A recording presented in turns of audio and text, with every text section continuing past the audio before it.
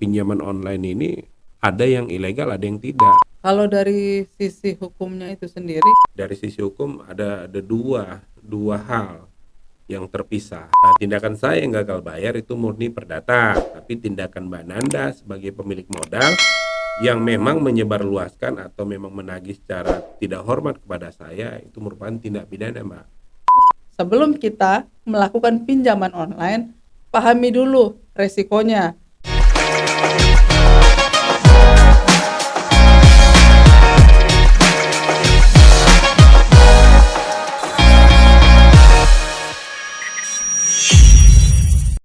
Teman-teman, kali ini saya kedatangan seorang sahabat yang luar biasa. Beliau adalah seorang pengacara, advokat, Bapak Mahadi Siregar, SH, MH, CTA. Assalamualaikum Bang Mahadi. Waalaikumsalam, Mbak Nanda. Apa kabarnya? Baik, baik. Alhamdulillah kabar saya baik, Mbak. Kira-kira belakangan ini kasus apa aja sih yang marak? Tergantung sih Mbak Nanda itu mau membahas dari sisi yang mana. Bahasannya kali ini tentang pinjaman online. Pinjol, menarik, Nah, itu iya. menarik, Mbak. Karena kebetulan di coaching saya sebelumnya, saya ada ngebahas masalah pinjaman online. Dan itu pun awalnya saya buat materi itu, Bang, karena saya dapat WA dari teman saya, kebetulan wilayahnya di daerah Bogor, itu ada di sana ikut semacam kayak pinjaman online begitu. Tapi mungkin karena nggak ngerti atau gimana, sawah ladangnya tergadai, lama-lama jadi gak punya apa-apa gitu, dan itu menyebabkan stres dan sistemik lah, berdampak sistemik pada keluarganya gitu. Karena gini juga kan, belakangan ini yang saya dengar itu adalah bahwa segala pinjaman online khususnya mudah akadnya, resikonya tinggi gitu. Susah risikonya. Seperti itu, dan itu luar biasa menggiurkan sih. Kalau saya nggak salah dengar informasinya, itu perlu waktu sekitar 2 jam dari isi aplikasinya sampai cairnya. Segitu cepatnya, Begitu cepatnya ya, Mbak. begitu cepatnya gitu. Jadi saya sih menyarankan untuk banyak teman-teman gitu ya, khususnya masyarakat yang memang ingin melakukan kegiatan pinjaman, khususnya pinjaman online, pahami resikonya. Pahami resikonya, karena dampaknya itu tidak hanya dampak pada keuangan kita ya, tapi dampak sosialnya juga, Bang. Karena gini, saya tuh dengar beberapa korban itu dipermalukan, luar biasa dipermalukannya. Sampai ada, saya pernah dengar cerita seorang office boy itu karena satu dan lain hal dia terlibat pinjaman online. Ya namanya office boy kan kadang di kantor dari staff sampai manajer kan dia punya nomor teleponnya. Nah, ketika si office boy ini one prestasi, itu ternyata di WA dari staff temennya yang selevel staff sampai selevel manajer. Yang ada dengar kabar 2 bulan setelah itu resign, 2 bulan setelah resign bunuh diri. Bunuh diri, wah, Bunuh diri. sangat tragis, Mbak, itu. Sangat tragis ya, Bang ya. Jadi itu gimana ya, maksudnya ada tapi juga beresiko, ada juga tapi makan korban, tapi itu menggiurkan sebagai solusi tercepat kalau kita kepepet. Gimana tuh, Bang? Memang, Mbak Nanda ya, khususnya terkait tadi pinjaman online yang sering disingkat ya pada umumnya orang-orang bilangnya pinjol gitu kan. Jangankan 2 jam, Mbak, bahkan 5 menit ada yang bisa cair langsung ditransfer ke rekening si peminjam. Itu Segitu canggihnya ya, Bang? segitu canggihnya, Mbak. Kenapa? Karena pinjaman online jelas menggunakan aplikasi elektronik. Kalau saya sendiri selaku praktisi hukum memandang memang pinjaman online ini banyak menimbulkan pada akhirnya korban. Harusnya memang sebagai penyelenggara negara dalam hal ini, pihak-pihak terkait seperti kepolisian atau dari kementerian terkait yang membidangi hal tersebut harus lebih tanggap. Karena Mbak Nanda tadi sampai bilang ada yang sampai office boy 2 bulan dia resign dari kerjaan, 2 bulan meninggal, Mbak. bunuh diri. Itu kan hal yang tragis, Mbak. Mungkin karena berdampak psikologis kali ya, terlalu Psikologis ya. dipermalukan gitu loh. Ternyata diam-diam yang bersangkutan punya hutang, diam-diam pressure-nya terlalu tinggi, mungkin akhirnya ambil jalan tengahnya seperti itu gitu. Memang pinjaman online itu sendiri ini kan banyak terungkap ini baik di media-media televisi maupun pemerintah pada akhirnya. Contoh Menko Polhukam saat ini Bapak Mahfud MD itu menyatakan, bahkan dengan vulgar di berita beliau menyatakan terkait pinjaman online tidak perlu dibayar. Karena kan ketahuan ilegal tidak ilegal kan ketika ini terungkap, Mbak. Makanya Oh, bukan karena ini ya, ketahuannya ilegal tidak ilegal, misalnya bunganya tidak tidak, wajar di atas bunga rata-rata bank setahun, itu nggak begitu juga ya? tidak, Mbak. Jadi harusnya kan mengacu kepada undang-undang perbankan, mengacu kepada peraturan OJK. Jadi penyelenggara keuangan itu kan memang harus terdaftar, dan terkait bunga juga bunga harus ditentukan berapa persen. Itu kan ditentukan, ada rate di situ. Rate bunga itu memang harus ada ketentuannya. Itu tidak boleh lebih dari aturan yang sudah disepakati pemerintah, Mbak. Sebenarnya gini, karena saya juga tidak tahu detailnya Bang ya, terkait dengan aplikasinya, apakah waktu kita mengajukan pinjaman online itu di aplikasi itu tidak ada keterangan bahwa pekerja kah, punya penghasilan kah gitu, enggak ya? Jadi yang penting isi nama, isi KTP, isi yang dipinjam, cair aja. Kan harusnya ada analisa, misalnya dia udah jelas tidak bekerja, dia Baik. mengajukan pinjaman online, sudah pasti berat gitu. Iya, memang melihatnya kalau dari sistemnya, Mbak ya, bagaimana dia penyetujuannya disetujui oleh pihak si peminjam ya, memiliki dana, itu saya kurang begitu mengerti. Tapi kalau dari sisi hukum memang pinjaman online ini tergantung, Mbak, karena pinjaman online ini ada yang ilegal, ada yang tidak. Kenapa ada yang ilegal, ada yang tidak? Kalau ilegal ya memang dari sisi hukum yang namanya kita meminjam harus kita kembalikan. Bahkan dari sisi agama pun begitu, kita Betul, diajarkan, Mbak ya, betul, apalagi kita umat beragama muslim kan. Nah, begitu. Tapi kalau sampai dengan ada tadi bunuh diri, kita kan harus kaji itu, Mbak, dari mana asal muasal dia bunuh diri. Ada tekanan psikis itu kan, berarti misalnya ada narasi-narasi yang tidak baik dari si peminjam. Tadi Mbak bilang tadi berarti itu di cloning dong. Di cloning kan kontak-kontak yang ada dalam handphonenya si peminjam ya. Si peminjam dalam artian ini debitur lah kita anggap. iya. Kalau berdasarkan pengalaman saya nih, saya pernah di WA sama seseorang yang gak saya kenal. Jadi di WA itu saya dikabarin bahwa siapa ya namanya ya, itu KTP-nya ada jelas. Jadi dia memegang KTP nih seperti ini kan.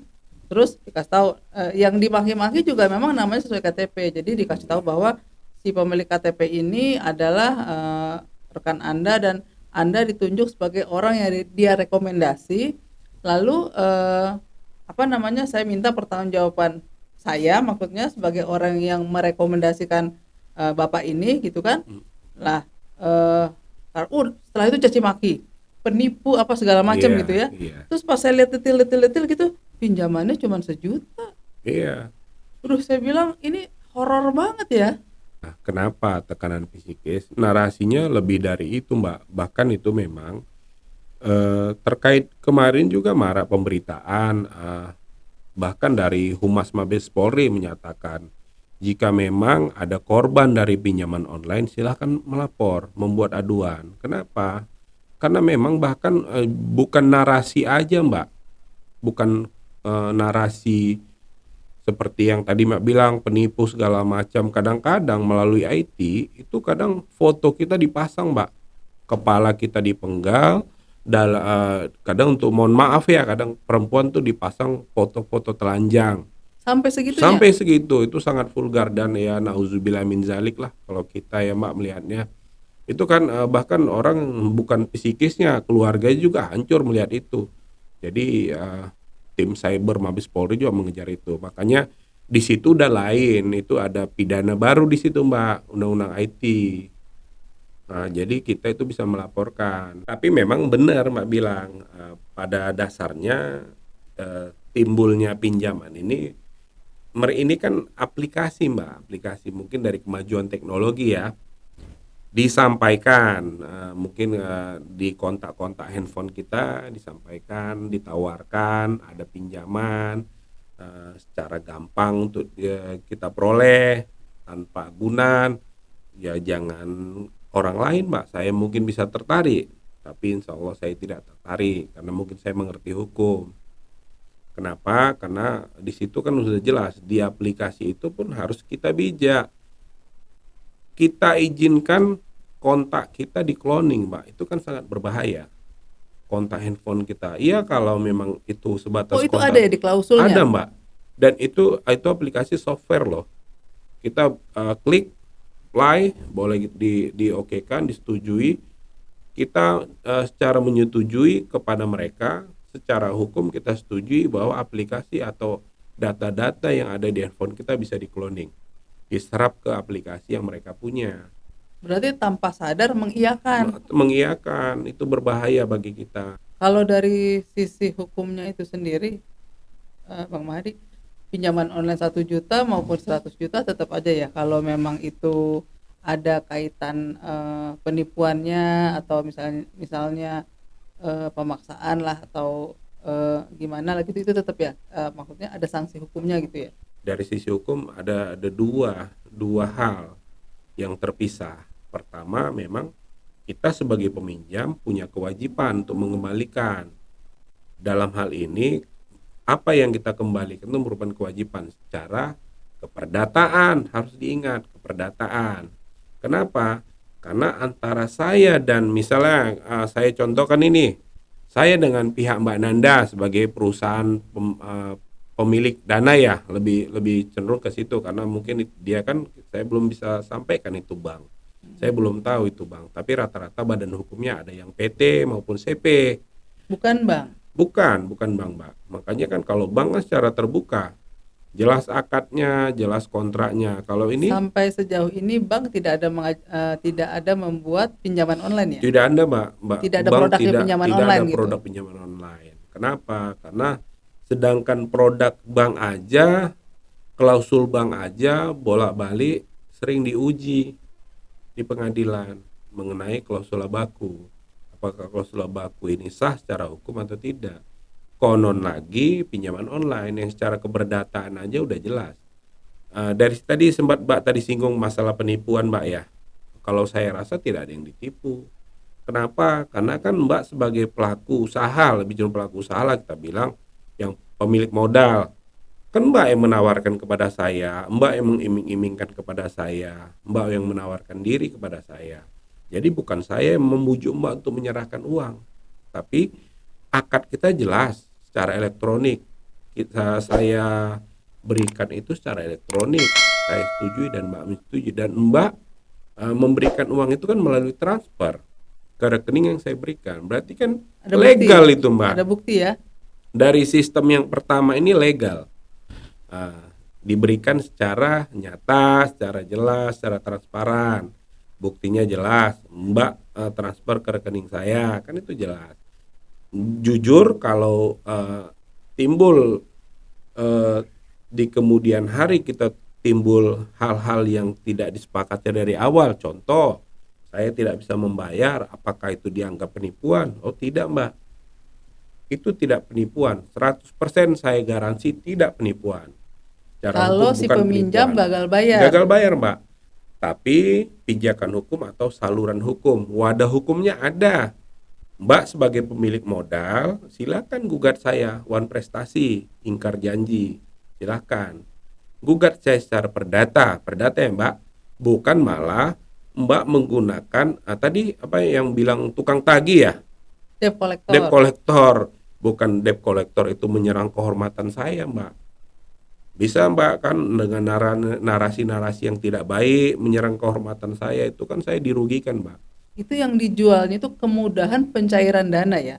Mereka tuh hampir tidak menerangkan bahwa bunganya besar loh, bunganya tinggi loh gitu. Jadi enggak ya, maksudnya Tidak, Mbak. tenornya pendek loh. Itu juga nggak dibicarakan. Jadi Tidak, yang Mbak. benar-benar dijual itu adalah gini, langsung cair, mudah, 1 hari cair gitu. Iya. Kadang ada beberapa jam cair gitu. Jadi kemudahannya itu yang diangkat sebagai apa ya, sebagai bikin orang itu jadinya terpengaruh. Benar, Wah, besok jatuh tempo nih, gitu. benar sekali. Kayaknya BU nih, gitu kan. Iya, Wah, istilah kayaknya BU ya, BU nih, butuh gitu kan. uang. Gimana nih, gitu kan. Wah, ini ada nih. Bener nih, Pak, gitu kan ceritanya, perusahaan online gitu kan. Bener nih, Pak, dalam tempo eh, kurang dari 1 hari cair Bu Nanda, gitu kan. Langsunglah terjadi akad pinjaman online yang mudah tanpa di apa ya, tanpa diberitahu bahwa bunganya lebih tinggi. Bunganya lebih tinggi lah ya. Terus cicilannya juga lebih pendek. Cicilan lebih pendek, otomatis kan lebih besar yang harus kita angsur gitu kan, Iya, seperti benar. itu. Lebih parahnya nggak diberitahu tuh Mbak ya, kalau ditagih secara tidak baik-baik ya, itu kan Betul. tidak pernah diberitahu Mbak. Nah, tiba-tiba aja memang kadang-kadang kan memang kita punya kesusahan sendiri. Betul Kita betul. ditagih, gimana perasaan Mbak Nanda ditagih punya hutang dengan narasi-narasi tidak baik yang langsung di justice sebagai penipu, itu Ya kan tidak langsung baik. terjadi pembunuhan karakter lah kepada Iya, saya. benar itu. Dari sisi akad kita itu pure keperdataan, tapi dari sisi tindakan saya yang tidak membayar, tindakan saya yang gagal bayar itu murni perdata. Tapi tindakan Mbak Nanda sebagai pemilik modal yang memang menyebarluaskan atau memang menagih secara tidak hormat kepada saya itu merupakan tindak pidana, Mbak. Oh, saya lebih Tindak ke pidana Mbak. malah. Lebih tindak Oh, pidana ke lebih Mbak parah Nandanya. saya sebagai Iya, pemilik modal benar, pemilik statusnya modal. padahal. Karena kan bisa kita kejar apakah Mbak Nanda ini perusahaan yang memang dijamin oleh OJK atau berdasarkan peraturan-peraturan dibentuk. Kita kan nggak tahu apakah Mbak Nanda ini juga badan hukumnya jelas atau tidak. Dari situ aja secara jelas gamblang Mbak Nanda juga dipertanyakan kan.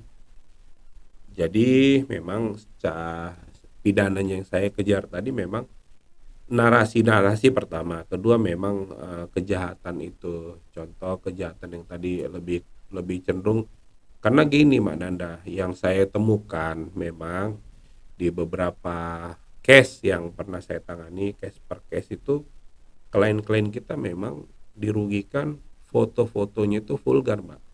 Dalam artian tanda kutip itu foto-foto telanjang. Kepalanya dipenggal, badan itu badan orang telanjang. Nah, itu dengan nilai pinjol berapa sampai segitu parahnya? Itu nilainya 1 jutaan, 2 jutaan, bukan sampai puluhan juta, ratusan juta, miliaran, tidak. Sadis Mbak pinjol. Berarti luar biasa berdampak sosial ya? Berdampak sosial Mbak, makanya memang kita sedih sih melihat agenda-agenda yang terjadi saat ini. Dan kebanyakan masyarakat yang kena itu mungkin menengah ke bawah ya Bang ya? Mayoritas menengah ke bawah Mbak, karena memang rata-rata tadi Mbak Nanda bilang diberikan secara gampang tapi ditagih secara luar biasa pahitnya kan gitu Mbak. Ya karena kan kebanyakan dari mereka pertama kurangnya edukasi dan literasi Edukasi, benar, edukasi. terhadap masalah-masalah keuangan gitu. Benar. Karena mungkin mereka mikir gini ya, boro-boro mau belajar masalah keuangan, masalah gue aja udah berat gitu. Benar. Boro-boro keuangan Pak, Boro-boro masalahnya keuangan di rumah gitu udah kan. berat. Boro-boro merencanakan masa depan gitu, masa besok aja udah pusing, nggak usah Benar. masa depan yang jauh Iya. gitu. Itu yang terjadi Mbak. Makanya memang kesimpulannya sederhana. Undang-undang IT mengatur secara khusus di pasal 27 ayat 1 itu memang diatur tindak pidana itu mengenai tindak pidana dengan saluran elektronik itu diatur undang-undang IT Mbak. Jelas dinyatakan. Bahkan yang lebih berat masyarakat tidak teredukasi. Di pasal 51 undang-undang ITE itu udah jelas di pasal 51 ayat 2 itu ancaman hukuman 12 tahun loh Mbak, dan denda sampai 12 miliar bagi orang yang dengan sengaja menyebarkan atau memang memberikan konten-konten atau menyebarluaskan yang sifatnya itu melanggar kehormatan orang lain Mbak. Itu mungkin 12 tahun itu lama loh Mbak, yang kita dulu yang belum tahu undang-undang IT, yang dulu yang setahu orang belum lahir undang-undang IT kan 2008 awal lahirnya Mbak, undang ITE itu hanya di pasal 310 ancaman hukumannya hanya 9 bulan. Lebih berkembang sekarang lebih lama Mbak. ya. Hukum itu Hukum itu dinamis, tidak statis. Makanya ada beberapa Lagi juga anekdot-anekdot yang perkembangan teknologi juga semakin canggih ya Bang. canggih, Jadi Mbak. kejahatannya pun juga mengiringi ke Iya, perkembangannya. iya. Kejahatan-kejahatan khusus yang terjadi saat ini. Berarti secara tidak langsung kita menemukan PR bersama nih ya dengan bangsa PR ini. bersama, Mbak. PR bersama kita juga pemerintah. Saya rasa memang harus pemerintah sih, Mbak. Khususnya ya, Khususnya pemerintah. saran-saran apa sih Bang untuk masyarakat luas nih agar mereka tuh selain melek perencanaan keuangan juga melek dasar hukum gitu loh. Maksudnya gini Bang, dalam melakukan suatu tindakan pahami resikonya. Dari sisi hukum saya memandang kepada masyarakat lah pada umumnya lebih bijak lah. Jangan hanya dengan kemudahan-kemudahan atau akses yang diberikan sekarang, banyak pola-pola kejahatan sekarang itu memungkinkan untuk kita tuh rugi di kemudian hari. Makanya kepada masyarakat umumnya tidak usah dilakukan, Mbak, dan tidak usah dilayani.